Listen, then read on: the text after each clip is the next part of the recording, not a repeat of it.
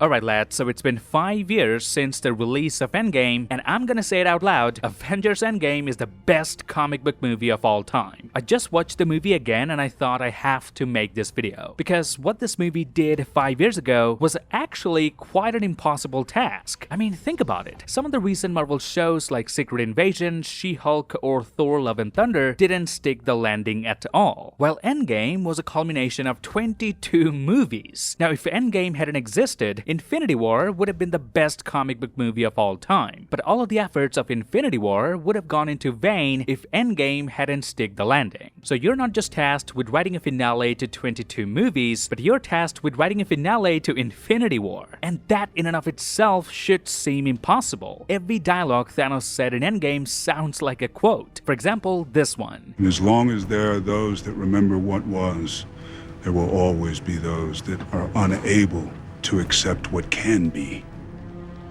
They will resist. And this goes to show how well written the villain of this movie was. Now, I'm gonna point out 5 important reasons why Avengers Endgame is probably the greatest comic book movie of all time, and let's see if you and I agree on it. Number 1, the film took itself seriously. Okay, so there are a few jokes here and there, as there is in every Marvel movie, but this movie knew exactly when to be serious and when to be funny. For instance, in the opening, we see Tony and Nebula playing paper football in the moments of despair. But only 3 minutes later, Nebula sits Tony up in the chair because Tony is moments away from dying and Nebula does not want to see a hero die on the floor. Another example could be this scene. Are you seriously telling me that your plan to save the universe is based on Back to the Future? Is it? No. Here, Tony makes a joke about Scott's plan being based on the movie Back to the Future. But notice it only takes about 10 seconds for the movie to get serious again. But I lost someone very important to me. A lot of people did. And now, we have a chance to bring her back, to bring everyone back. And you're telling me that you won't even... That's right, Scott, I won't even.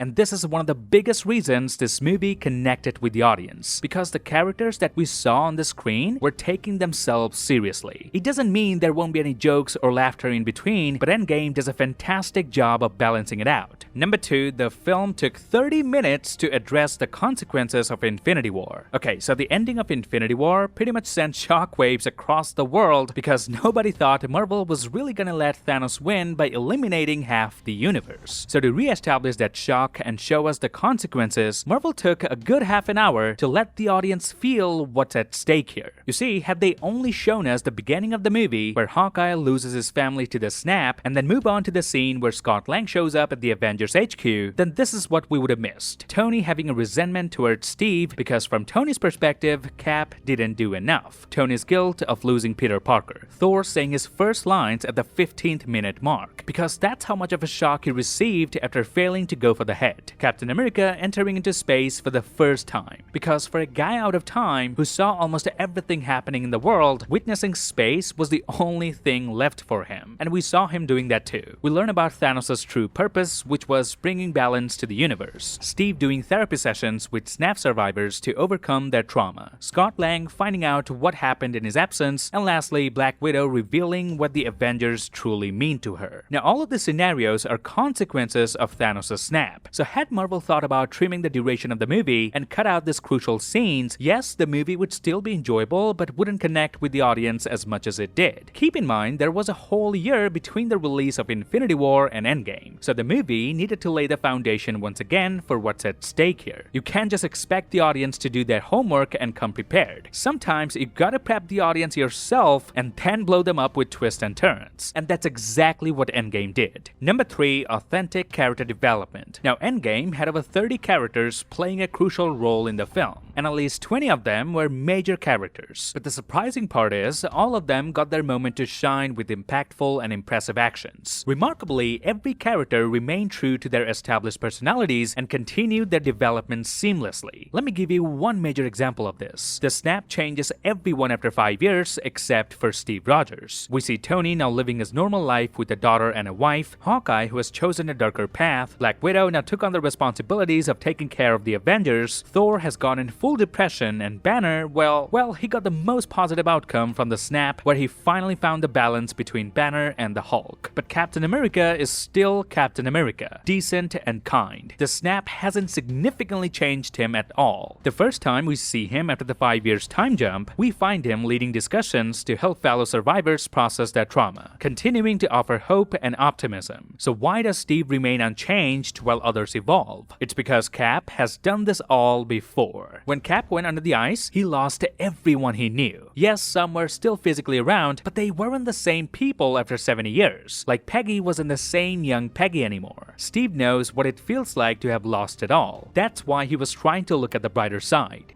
You know, I saw a pod of whales when I was coming over the bridge. In the Hudson. It's fewer ships, cleaner water. You know, if you're about to tell me to look on the bright side, I'm about to hit you in the head with a peanut butter sandwich. Sorry. Force of habit.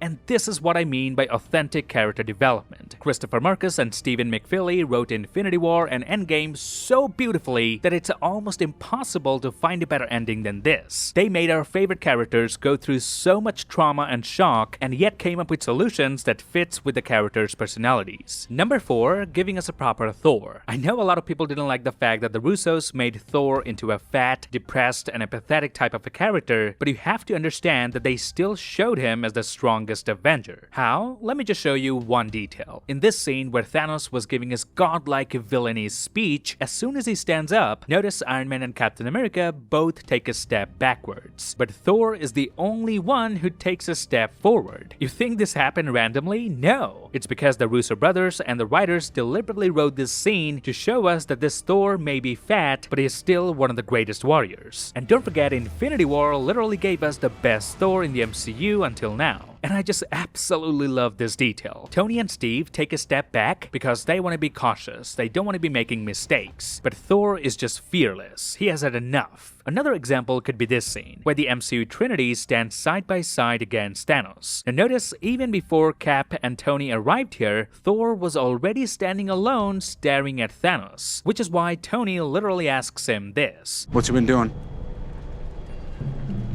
Absolutely nothing. So while Tony was reviving Cap, telling him to get up, Thor was standing here all alone against Thanos, and then Cap and Tony joined him. This again shows that Thor doesn't wait for help. He genuinely believes he must fight Thanos himself. Cap gets all the credits where he stood up against Thanos and his entire army, which in and of itself is one of the best cinematic scenes in the MCU, but if you think deeply, Thor did it as well. Perhaps not as much cinematic, that's all. So if you're mad that they made Thor fat, then you should also be happy that they made Thor one of the strongest Avengers in this movie. Not just with dialogues, but with actual visual scenes. Number 5, Endgame ends exactly the way Infinity War began. Now to explain this, I have to take you all the way back to Infinity War. The very first line by Thanos in Infinity War was this. I know what it's like to lose.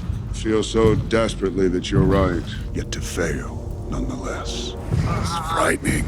Turns the legs to jelly. If I ask you to what end?